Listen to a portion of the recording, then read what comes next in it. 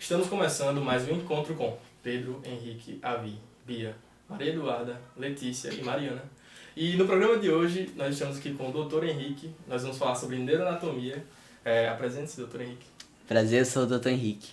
E para iniciar, estamos lá com a nossa correspondente Letícia Miranda, onde ela vai introduzir um pouco sobre os aspectos dos transtornos alimentares. Oi, gente, boa tarde. Nosso grupo de neuroanatomia funcional ficou responsável por tratar dos distúrbios alimentares. Nós vamos introdutoriamente explicar o que são eles, para em seguida exemplificar seus diferentes tipos.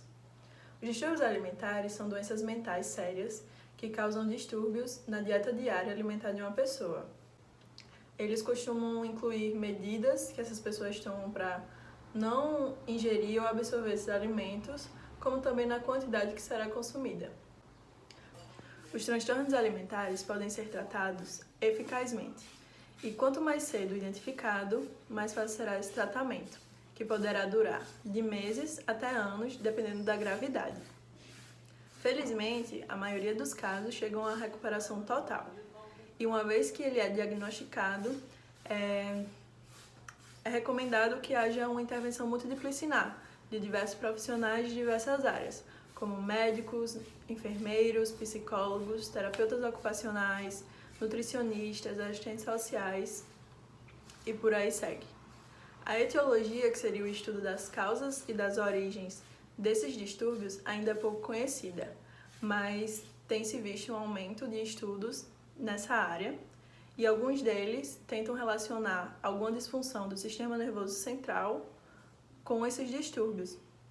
E inclui diversos testes, como os testes neuropsicológicos e de desempenho funcional. E o primeiro transtorno a ser falado é a anorexia nervosa. Ele é caracterizado pela restrição persistente no consumo de alimentos e a obsessão com o peso corporal. É importante ressaltar também que esse transtorno muda a forma como a pessoa enxerga o próprio corpo. Para algumas pessoas, a restrição alimentar é a solução para coordenar algumas áreas de sua vida. Já para outras, é uma simples forma de expressar as emoções que essa pessoa está sentindo nesse determinado momento. Embora homens também apresentem essa síndrome, é mais comum o aparecimento em mulheres. Muitas vezes, elas apresentam caquexia, que é uma condição elevadíssima de desnutrição. E pesquisas apontam que, quando as mulheres chegam nesse ponto, a mortalidade é muito elevada, cerca de 15 a 20%. Os sintomas da anorexia podem ser tanto físicos como fisiológicos, cognitivos e psicológicos. Podem ser sintomas da preocupação exagerada com o valor calórico dos alimentos, interrupção do ciclo menstrual, que também é chamado de amenorreia, regressão das características femininas, atividade física intensa e exagerada, depressão e síndrome do pânico, pele muito seca e coberta por lanugo, que são pelos parecidos com a barba de milho. Também comportamentos repetitivos obsessivos relacionados à forma e ao peso do corpo. Por exemplo, pesar-se todos os dias ou mais de uma vez ao dia, olhar-se no espelho obsessivamente, comprimir a cintura, utilizar cintas e modeladores. E a própria compulsão alimentar, que inclusive caracteriza um dos tipos de anorexia. As razões por trás do desenvolvimento da anorexia nervosa diferem de pessoa para pessoa. As causas conhecidas incluem predisposição genética e uma combinação de fatores ambientais, sociais e culturais. Uma dieta muito restritiva e o excesso de exercícios físicos podem ser gatilhos para o início da anorexia. Vale ressaltar que, com medo de engordar ainda mais, as pessoas com anorexia exageram na atividade física, jejumam, vomitam, tomam laxantes e diuréticos, causando danos corporais e psicológicos. Eu listei aqui alguns artigos que falam sobre as mudanças cerebrais associadas à anorexia. Tanto o artigo de Cambridge como o artigo da Science Direct não encontraram associações diretas entre a anorexia e as mudanças cerebrais ocorridas. No entanto, as consequências cognitivas por causa da desnutrição acarretam em mudanças perceptíveis no volume cerebral. Porém, tanto essas mudanças cerebrais como as mudanças cognitivas relacionadas são reversíveis. Já um artigo publicado pela Nature conclui ao analisar por meio de eletroencefalogramas e análise de dados estatísticos que as respostas cerebrais relacionadas à obesidade e à anorexia são opostas. Para finalizar, de acordo com um estudo alemão, o anoréxico possui falhas cerebrais nas áreas de processamento visual do corpo, No entanto, os pesquisadores não sabem afirmar se as falhas desencadeiam o distúrbio alimentar ou são consequências dele. Vale ressaltar que existem dois tipos de anorexia, a restritiva e a purgativa. Na restritiva, muitas vezes ocorre a associação com outros transtornos, como a bulimia, em que a pessoa vomita o que acabou de ingerir. E nesse tipo de anorexia, a pessoa se restringe a comer, então não pratica momentos de purgação. Ou seja, a todo momento essa pessoa está fazendo dieta, fazendo exercício, se dedicando para emagrecer e de forma obsessiva não tem momentos de relaxamento. Já no tipo purgativo, ocorre a purgação, ou seja, o indivíduo apresenta momentos de compulsão alimentar. Por exemplo, eu estou há muito tempo fazendo dieta, há mais de um mês, estou nessa obsessão com o meu corpo, treinando, fazendo dieta excessivamente, ingerindo baixa quantidade de calorias, e chega um momento em que eu não consigo mais suportar, o meu psicológico não aguenta. Então, esse mecanismo de descarga é justamente você fazer uma refeição livre, então comer de forma compulsiva. Como Então, se fosse o dia de lixo de um atleta. Exatamente, é como se fosse um dia de um lixo, de uma forma prejudicial à saúde. Quando alguém tem anorexia, a quantidade de atenção colocada na imagem do corpo é enorme. A autoestima do indivíduo pode se tornar inteiramente definida pela forma como enxerga o próprio corpo diante do espelho. Um anoréxico desenvolve uma visão distorcida do seu corpo. Eles visualizam sua própria imagem com excesso de peso, quando, na realidade, eles estão perigosamente abaixo do peso. Então, pessoal, a gente pode falar um pouco sobre as formas de tratamento, né, o que se busca com o tratamento da anorexia. Primeiramente, a gente pode perceber que se busca o restabelecimento do peso corporal normal e dos índices de IMC de nível normal, né? Além disso, a gente pode ver que o que acompanha geralmente os transtornos alimentares no geral, não só a anorexia, é depressão, ansiedade, e o que geralmente se usa de psicofármacos são antidepressivos. Os antidepressivos, eles têm ação de inibição dos transportadores da serotonina. Os transportadores, eles fazem a recaptação da serotonina na fenda sináptica. Então, gente, explicando de uma forma mais didática, né, a gente pode ver aqui a serotonina chegando através das vesículas, que serão liberadas, né, na fenda sináptica. Essa serotonina vai se conectar aos seus receptores, mas também vai ser recaptada através dos transportadores. Esses transportadores, eles serão inibidos e bloqueados com a ação dos antidepressivos, fazendo com que essa serotonina fique mais tempo na fenda sináptica, aumentando, então, a atividade serotonérgica, né? Com o tempo, a gente sabe que a serotonina, ela vai agindo no controle do humor, né? Com isso, nos casos de anorexia, de transtornos alimentares no geral, essa disposição vai ser aumentada.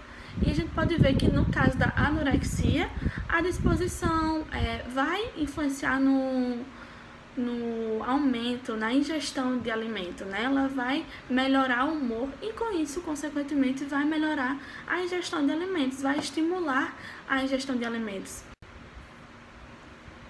Infelizmente, a gente vê que apenas 50% dos casos de anorexia são tratados totalmente. Os outros 50%, a doença assume um caráter crônico ou então não é tratada totalmente. Isso acontece pelo fato de que as restrições alimentares às quais as pessoas são submetidas durante o processo da doença, da anorexia, mudam a cognição, o funcionamento cognitivo, alterando a percepção que elas têm de si próprias e não fazem que elas percebam os reais problemas que elas possuem. Elas não percebem que necessitam de tratamento.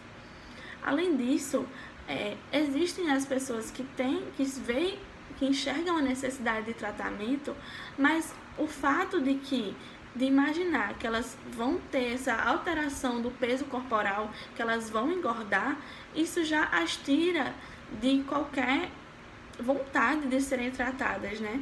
E isso configura um problema muito grande, porque a anorexia vai acabar não sendo um problema fácil de ser resolvido. Uma curiosidade interessante a respeito de como se estudava a anorexia é que Freud enxergava que as histéricas anoréxicas, a falta de apetite por alimento escondia a falta de apetite sexual. A anorexia, então, ela significava uma aversão ao sexo. Aqui como ele cita, a neurose nutricional paralela à melancolia é a anorexia.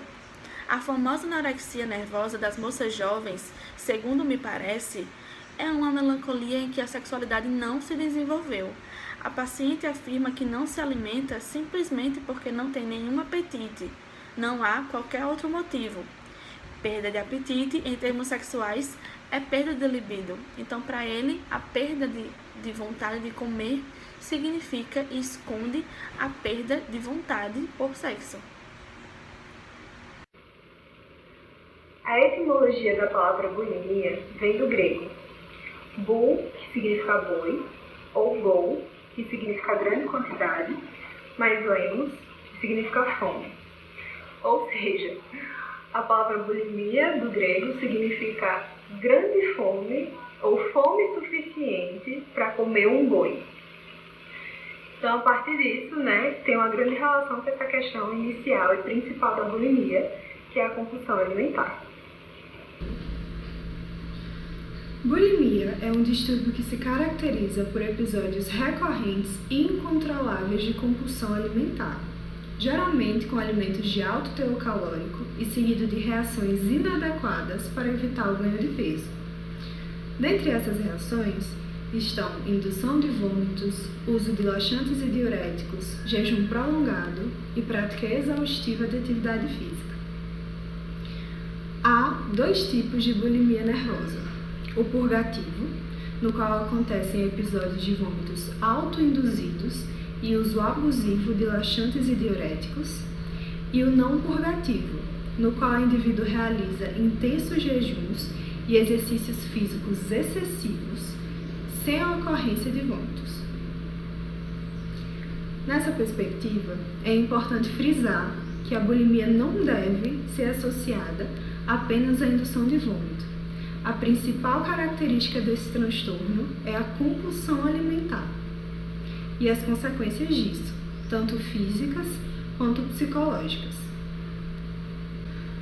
Nos portadores de bulimia, não é a magreza que chama a atenção, não é um distúrbio visual. Em geral, são mulheres jovens, de corpo escultural, ou seja, um corpo dentro do padrão, que cuidam dele de forma obsessiva e seguem regras de dietas rigorosas. O diagnóstico da doença nem sempre é fácil, porque os sintomas não são evidentes como os da anorexia. Por isso, o levantamento da história do paciente, seus hábitos alimentares, preocupação com perda de peso, enfim, coisas como essas são cruciais para a análise psicológica e clínica da avaliação da doença. Além disso, segundo o DSM-4, o Manual de Diagnóstico e Estatístico dos Transtornos Mentais, a pessoa precisa apresentar 2 episódios por semana de ingestão descontrolada de alimentos durante mais ou menos 3 meses, no mínimo, para ser classificada como portadora de bulimia nervosa. A compulsão por alimentos acontece muitas vezes de maneira compensatória e isso tem uma explicação fisiológica. No momento da alimentação, há ativação de neurônios dopaminérgicos, aumentando os níveis de serotonina no corpo e trazendo a sensação momentânea, nesse caso, porque em seguida vem o remorso ou a culpa, gerando um círculo vicioso desse processo de compulsão e se sentir mal. Além disso, esse transtorno provoca diversas complicações, por exemplo, né, físicas, destruição do esmalte dos dentes, inflamação na garganta, sangramentos, problemas gastrointestinais, arritmia cardíaca, desidratação, várias coisas. No viés psicológico, voltado para a saúde mental, a bulimia pode causar o medo mórbido de engordar, a sensação de falta de controle sobre a alimentação, o desamparo, solidão, infelicidade e principalmente a distorção da imagem. Também acontece muito na anorexia, junto à questão da baixa autoestima. Em relação aos antidepressivos, um estudo feito pela Escola Paulista de Medicina, Unifesp, em conjunto com a Universidade da Austrália, considerou que todos os tipos de antidepressivos parecem ser benéficos, em algum grau, na redução dos sintomas bulímicos. E, inclusive, eles consideraram benéficos em relação aos placebos que foram testados. Então, tem um diferencial bem considerável em relação a isso. Alguns pacientes que procuram tratamento possuem sintomas que não podem ser considerados de transtornos alimentares típicos, sendo conhecidos como síndromes parciais, ANBN atípica ou transtorno alimentar não especificado. Esses casos se diferenciam da ANBN apenas pela gravidez dos sintomas, como, por exemplo, pacientes que possuem os sintomas da anorexia nervosa, porém não estão abaixo do peso suficiente para ser diagnosticado, ou pacientes que possuem os sintomas da bulimia, porém não possuem a mesma frequência de episódios compulsivos. Esses casos chegam a ser 5 vezes mais frequentes que as síndromes completas e aproximadamente 50% deles evoluem para as tais, por isso sendo importante que o seu diagnóstico seja feito com antecedência. Uma área dos transtornos alimentares que a neurociência tem sido útil para nos ajudar a compreender é a de imagem corporal. Sempre que nos apresentam esse tema transtornos alimentares, nós logo remetemos àquela foto clichê de uma menina jovem, magra, anoréxica, se olhando no espelho e vendo a imagem completamente diferente do que ela realmente é e de como nós a vemos. Essa deturpação ajuda a manter e regular esse distúrbio. As conclusões feitas desta área passaram a ser alcançadas quando os neurocientistas passaram a escanear o cérebro e observar a sua atividade. Um estudo da Universidade de New South Wales fotografou e observou a atividade do cérebro de grupo de controle, pessoas que não apresentavam distúrbio, e grupo de pacientes, pessoas que apresentavam a anorexia, e obtiveram resultados dentro da esfera de imagem corporal. Como esse estudo aconteceu? Essas pessoas, tanto do grupo de controle quanto do grupo de pacientes, eram colocadas para fazer ressonâncias magnéticas enquanto observavam diferentes imagens, delas mesmas e de outras pessoas. O grupo de controle, ao observar a imagem de outras pessoas e delas mesmas também, apresentavam a mesma atividade cerebral. Eles ativavam a área dorsal do cérebro, como se pode observar na figura ao lado. Já o grupo de pacientes, quando eles viam fotos de outras pessoas, a atividade era similar, na parte dorsal do cérebro. Entretanto, quando eles viam foto de si mesmos, não foi identificada nenhuma atividade nessa área do cérebro, mas sim na amígdala. E o que acontece? A amígdala, ela é uma parte do cérebro responsável por gerar o medo e a ansiedade, pois ela processa o perigo. Então, o que acontece? Uma pessoa que apresenta esse distúrbio, quando ela se vê, o que gera nela é o medo. E o que o medo faz? Quando você tem medo de algo, aquilo parece ser maior do que realmente é. Por exemplo, se uma pessoa que está assistindo esse vídeo tem medo de aranha, e eu coloco aqui imagens de aranha, para essa pessoa, essas aranhas, elas vão parecer bem maiores do que realmente são, se comparados com outras pessoas assistindo o vídeo que não têm medo de aranha, não se importam com aranhas. Outra coisa que o medo traz é a gente tende a evitar aquilo que nos traz medo. Então, se você tem medo da sua imagem, de comida, o que é que você tende a fazer? Você tende a evitar comer, tende a evitar se olhar. Portanto, vai havendo a manutenção desse distúrbio devido a essa atividade do cérebro, de ativação da amígdala.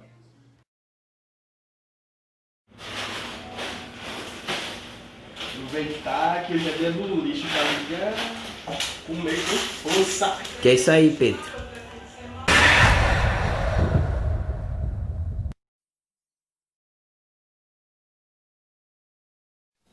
Dentre esses transtornos já descritos, existe também o transtorno da compulsividade alimentar periódica, que apesar de ser pouco conhecido, é um dos mais comumente observados e diagnosticados dentro da população em geral, chegando a atingir 5% dessa população. Porém, a sua prevalência se dá principalmente em grupos de indivíduos obesos, chegando a atingir 1/3 dessa população. Esse transtorno ele é caracterizado pela perda de controle subjetiva sobre a alimentação, acompanhado de comportamentos de compulsão alimentar, mais ou menos em um período delimitado de 2 horas, ou seja, o indivíduo sente uma vontade incontrolável e insaciável de comer durante esse período, e após uma ingestão muito grande de alimentos, ele é acompanhado de sensações e sentimentos de culpa e de vergonha. Sem acompanhamento de comportamentos compensatórios. No caso, o diagnóstico desse transtorno, ele se dá por meio de uma observação da prevalência de um episódio mínimo semanal em um período de 3 meses. Alguns aspectos diferenciam a bulimia nervosa do TCAP. Dentre eles está o fato de que pacientes com bulimia nervosa eles apresentam um índice de massa corpórea bem mais baixo do que os pacientes com TCAP. Isso significa dizer que eles possuem uma dieta bem mais restritiva. E como eu disse antes, os pacientes com TCAP eles não possuem comportamentos compensatórios, comportamentos purgativos. Em estudos de ressonância magnética funcional, eles exploraram algumas regiões do cérebro a fim de observar a ativação de algumas regiões por meio de imagens de alimentos considerados apetitosos e alimentos considerados neutros. E a partir disso, houve observação que alguns estímulos de alimentos considerados neutros, eles ativam aumentadamente algumas regiões do cérebro, que no caso é o córtex orbifrontal, o córtex cingulado anterior, estriado ventral e em indivíduos com transtorno alimentar. Os pacientes com transtorno compulsivo alimentar periódico, eles exibem um desvio no processo motivacional em relação a sugestões visuais de comida, desencadeando ataques de compulsão alimentar. Em um estudo comparativo entre a bulimia nervosa e o TCAP, utilizando a ressonância magnética funcional e utilizando uma atividade chamada método do Simple Dystrophy, pode-se observar o aumento na ativação de 2 regiões do cérebro em ambos os transtornos, que é o córtex orbifrontal e o estriado ventral. O estriado ventral é uma área crítica para o processamento da saliência e dos comportamentos de recompensa. Assim, comparando os pacientes de TCAP com os pacientes de bulimia nervosa, eles acabam sentindo uma atração maior pela comida, que influencia diretamente na busca por comida, na compulsão alimentar.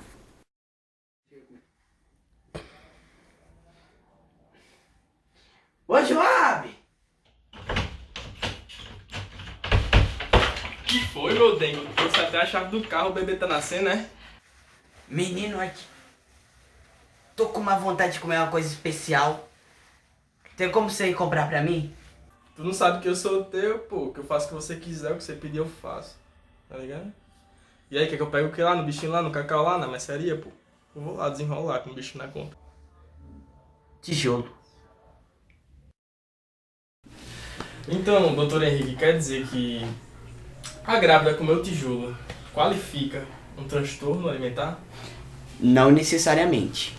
Esse é um dos critérios que a APA, através do DSM-5, caracteriza uma síndrome que se chama PICA. Não é isso que você está pensando. É só um transtorno alimentar. E as características são 4. A primeira delas e a principal, que é a ingestão de substâncias não nutritivas, como o tijolo, assim como essa grávida que nós vimos no vídeo. Alguns povos se alimentam de argila. Não sei se você já presenciou ou já ouviu falar de alguns povos africanos que comem biscoitos de argila. Exatamente. Isso não se caracteriza como essa síndrome. Não se caracteriza como pica ou picacismo. Porque é uma prática cultural. E esse é o segundo fator que a APA denomina. Para ser considerado pica, não pode ser uma prática cultural. E a terceira, que é uma coisa que quando você viu aquela situação e eu comecei a desenvolver o assunto, você deve ter pensado nas crianças, nos recém-nascidos que quando estão brincando no quintal, eles pegam um punhado de terra, botam na boca, mas não. Isso não se caracteriza também por um transtorno alimentar. O transtorno alimentar só tem essa característica quando a pessoa não tem uma idade para apresentar esse tipo de comportamento. Se você for um adolescente comendo cabelo, comendo borracha escolar, isso se caracteriza, ou pelo menos pode se caracterizar, como pica. A quarta característica que a APA denomina é a não pré-existência de outra característica que leve a pessoa a isso. Como assim? Por exemplo, pessoas que têm transtorno obsessivo compulsivo, esquizofrenia, até mesmo gravidez, costumam apresentar esse tipo de comportamento de ingestão de coisas não nutritivas. Porém, tem que se avaliar que não necessariamente por ela apresentar essa ingestão, ela está sofrendo dessa síndrome. Porque essas condições pré-existentes têm que ser mais fracas. Ou a pica, o picacismo, tem que se sobressair, tem que ser um quadro perigoso no qual a pessoa sofra risco de vida. Assim se caracteriza o picacismo. O tratamento dessa doença não tem que ser feito exatamente com um profissional específico. Como é uma doença que pode advir de várias fontes, você deve procurar os médicos ligados aos sintomas aos quais você está sofrendo. Um psicólogo é claramente muito importante. Porém, se você estiver sofrendo quadros mais graves no seu sistema digestivo, claramente você deve procurar também um gastro, alguém que possa resolver esse óbice. Em síntese, né, procurar todos os acompanhamentos em todas as áreas que você foi danificado. No caso, o tratamento psicológico para você se melhorar desse transtorno e o acompanhamento do médico por causa das doenças que você adquiriu. Exatamente. Estamos aqui finalizando mais uma edição do Encontro com Pedro Henrique, Avi, Mariana, Letícia, Bia e Duda. E gostaria de agradecer a todos que participaram, a você, telespectador que assistiu, e fique com Deus, oxalá, o que você acreditar, né? É nóis. Peace, legalize. Adeus.